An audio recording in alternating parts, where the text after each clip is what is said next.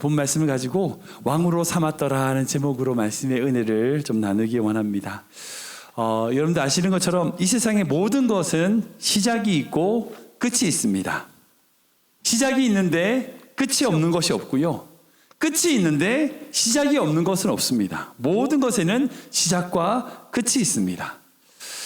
올해가 시작된 지 얼마 되지 않은 것 같은데 벌써 올해가 몇 주 안 남았습니다. 그죠? 시간이 참 빠른 것 같습니다. 올해 처음 사무엘상 말씀으로 시작을 하고 이제 다윗을 중심으로 나누는 오늘의 사무엘상 마지막 말씀, 마지막 설교 부분입니다. 처음 사무엘상 말씀으로 나누면서 하나님께서 사사기의 그 혼란스러운 이스라엘을 영적으로 회복시키기 위하여 한나라고 하는 한 여인을 통하여 사무엘을 허락하셨고, 그 사무엘을 통하여 이스라엘의 영적인 회복을 이루시고 사울왕을 세우시고, 그리고 이후에는 다윗왕을 세워서 다윗이 진정한 이스라엘의 왕으로 세워져 가는 과정을 그리는 그 모든 이야기들을 우리가 한 해 동안 나눴습니다. 그리고 오늘 본문에 드디어 그 다윗이 유다 족속의 왕으로 세워지는 장면을 볼 수 있습니다. 오늘로 해서 이 사무엘상 말씀 모든 것이 정리가 되는데요. 이 말씀을 마무리하면서 왕으로 세워진 이 다윗의 모습을 통하여 우리가 어떤 삶을 살아야 하는지, 그리고 우리의 마지막 모습은 어떠해야 되는지 한번 고민해 보기를 원합니다. 먼저 한 가지 생각해야 될 게 있어요. 그것은 뭐냐면 이 다윗이 왕으로 되었다, 왕으로 삼았다라고 하는 이 시점입니다. 우리가 지난주에 사무엘상 31장에 사울왕이 블레셋과의 전쟁에서 이제 그만 목숨을 잃는 이제 패배하고 스스로 자기라는 장면을 보게 됐죠.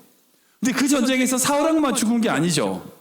그 사울의 아들 중에 가장 용맹한 3명의 아들 역시 죽임을 당했습니다. 이렇게 기록되어 있거든요. 같이 읽어보겠습니다. 시작.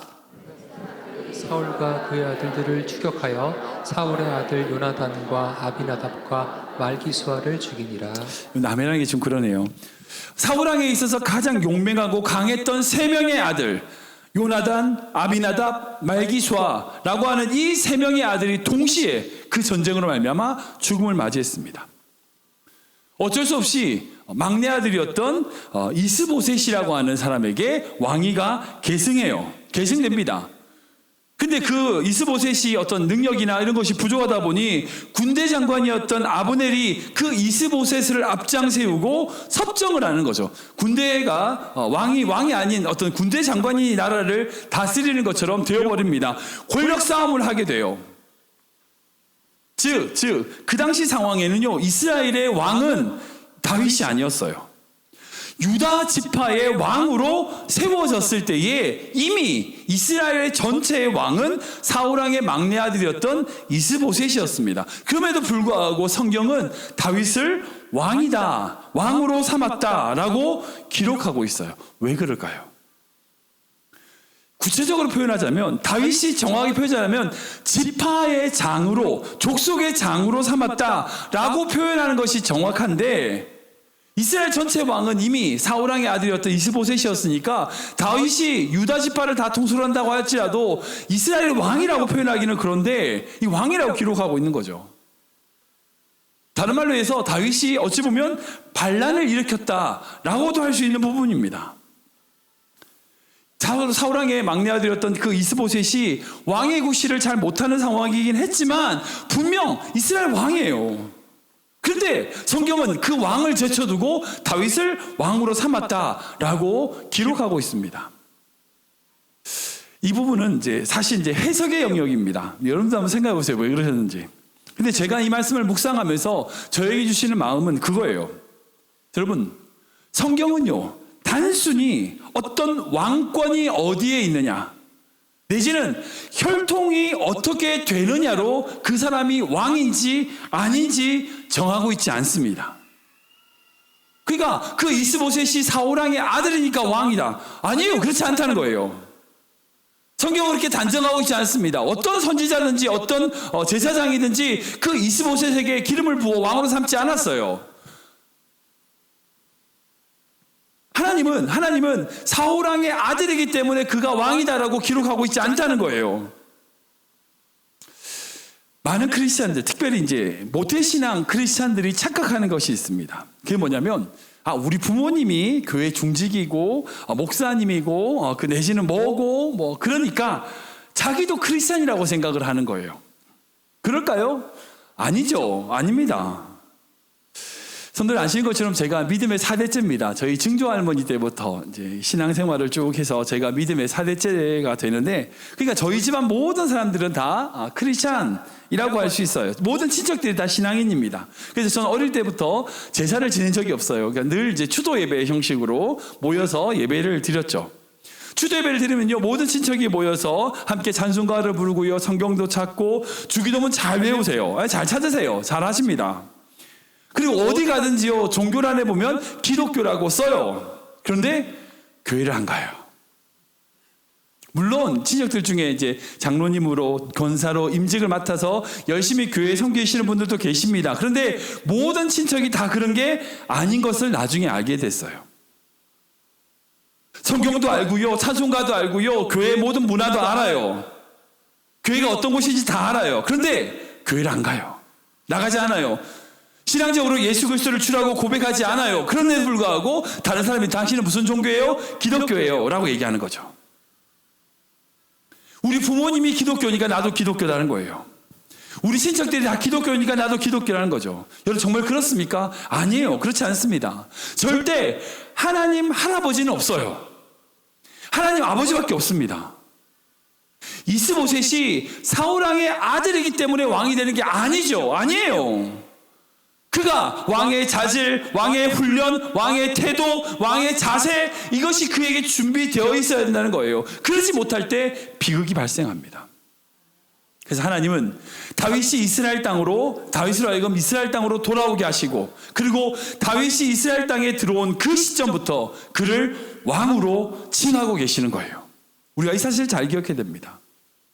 그래서 여러분, 신앙은요, 내가 하나님 앞에서 어떻게 살 것인가 라고 하는 질문에 대한 대답이에요. 결코 다른 사람이 대답해 줄 수 없어요. 내가 대답해야 돼요.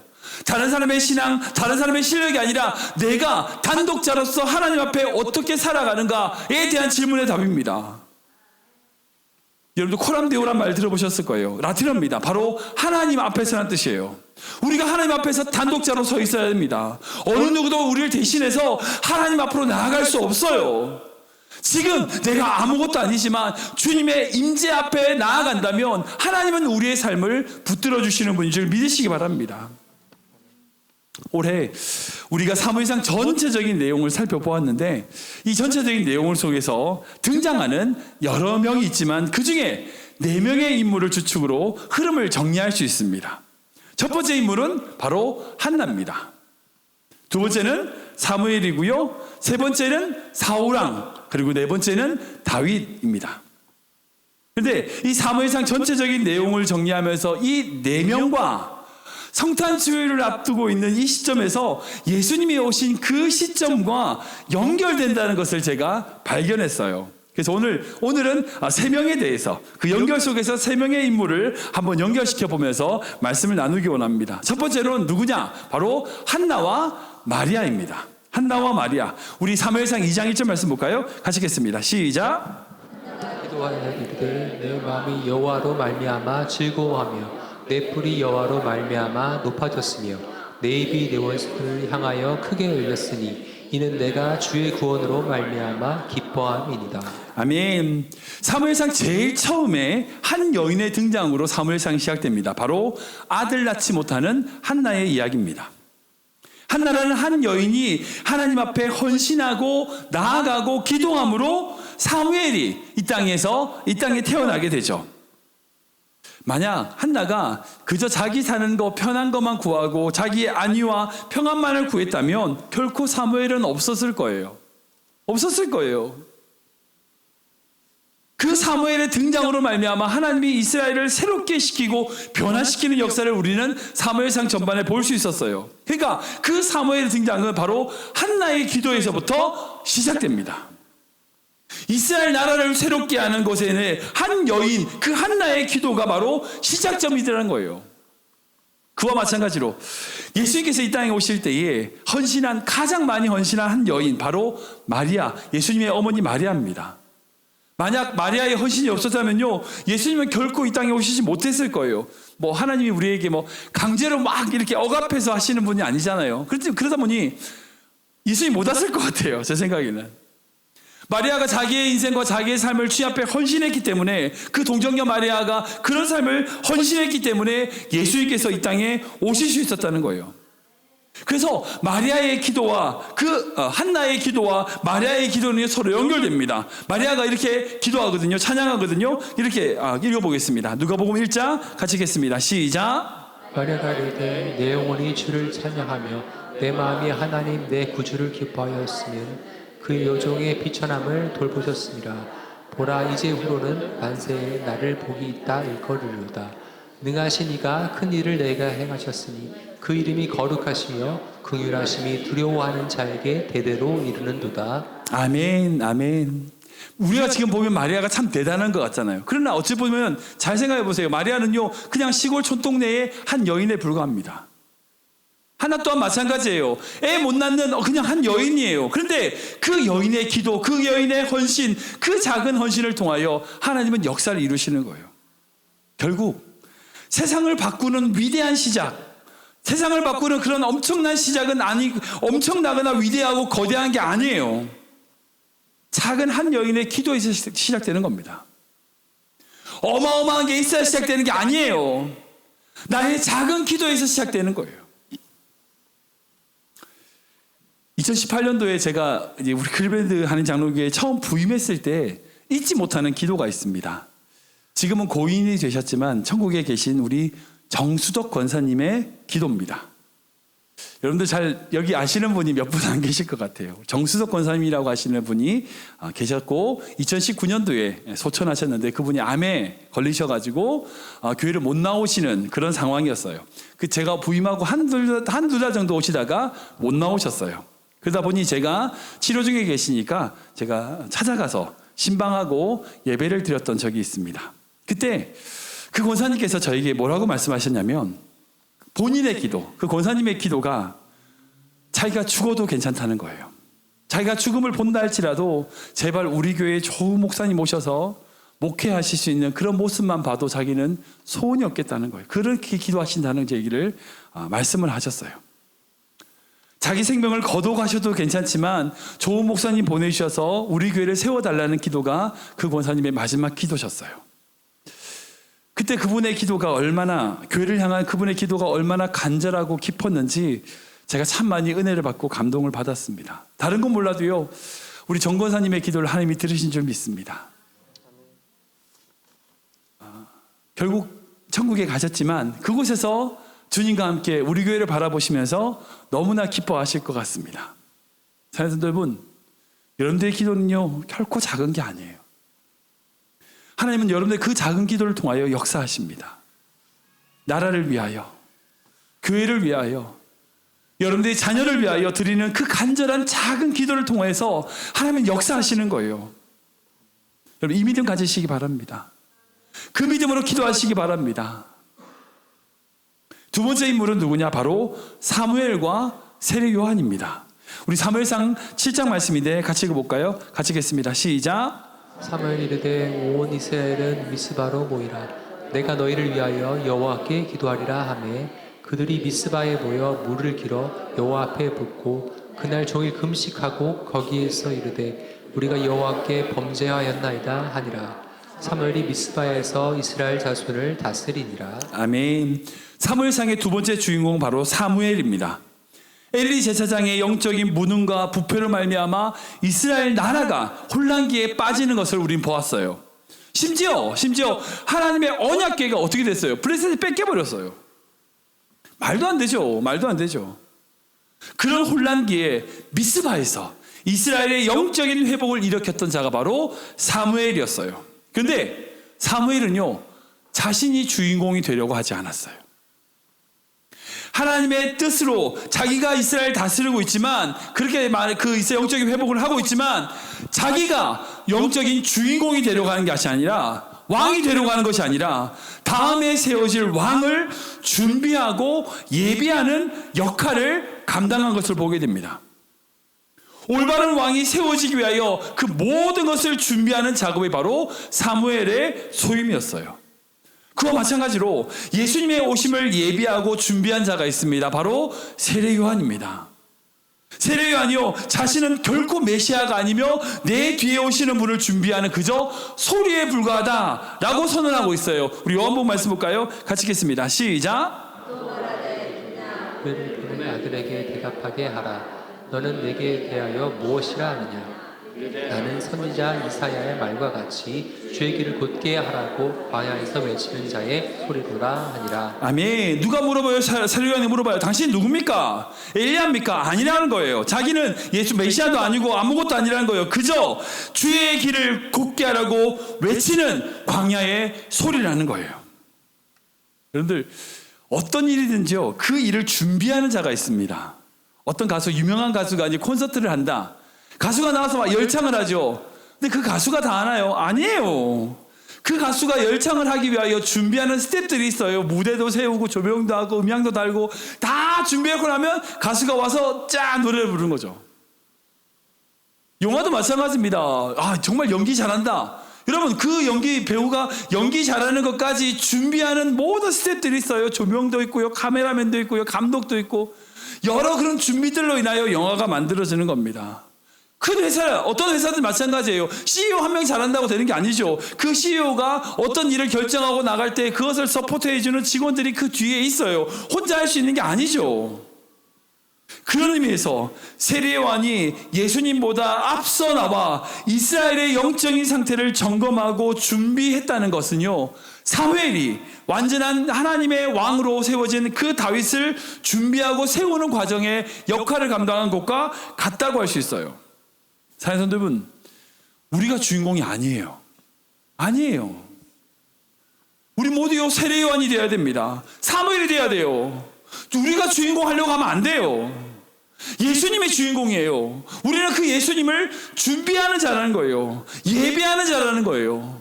예수님을 전하기 위하여 그 모든 것을 감당하는 자가 돼야지 내가 주인공 되려고 하면 안 돼요. 그러면 문제 생기는 거예요. 교회 안에 왜 문제 생기지 아세요? 다 주인공 하려고 그래. 저 사람도 주인공 하려고 그러고 저 사람도 주인공 다 주인공밖에 없으면 싸우는 거예요. 예수님이 드러나면 되는 겁니다. 그게 우리 신앙의 중요한 핵심이에요. 마지막 세 번째는 누구냐? 바로 사울왕과 헤롯 왕이라고 할 수 있어요. 사울왕과 헤롯 왕. 우리 사무엘상 15장 말씀인데 같이 읽겠습니다. 시작.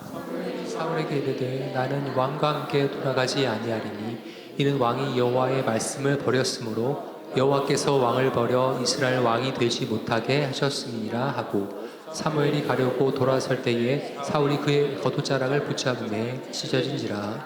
아멘. 이것도 아멘하기 좀 그러네요. 사무엘상의 세 번째 주인공은 바로 사울왕입니다.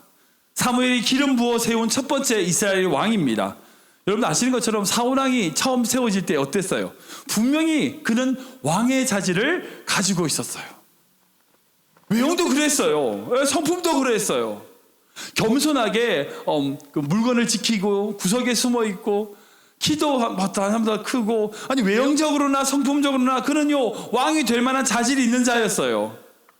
그리고 처음에는 하나님이 주신 사명을 이루는 그런 모습을 볼 수 있습니다. 그런데 그가 권력을 가지고 난 다음에 이스라엘의 왕이 된 이후에 어떻게 돼요? 점점 변하게 되죠.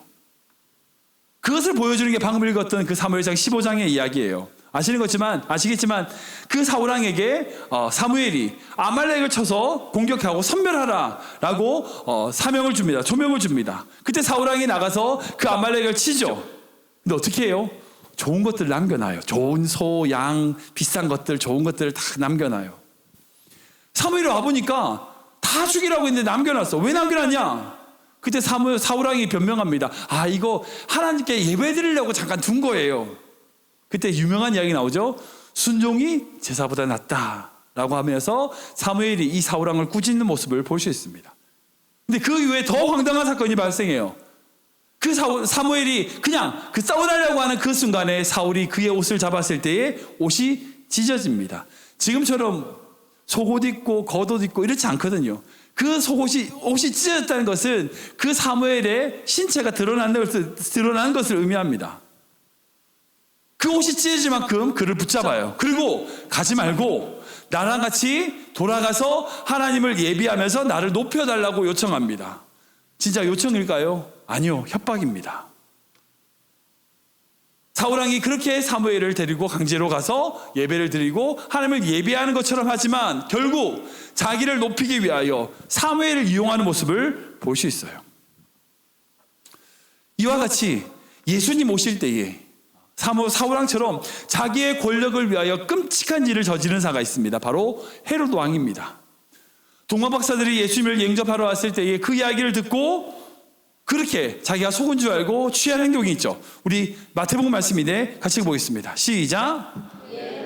박사들이 속은 줄 알고 심히 노하여 사람들을 보내어 베들레헴과 그 모든 지경 안에 있는 사내 아이를 박사들에게 자세히 알아본 그때를 기준하여 2살부터 그 아래로 다 죽이니.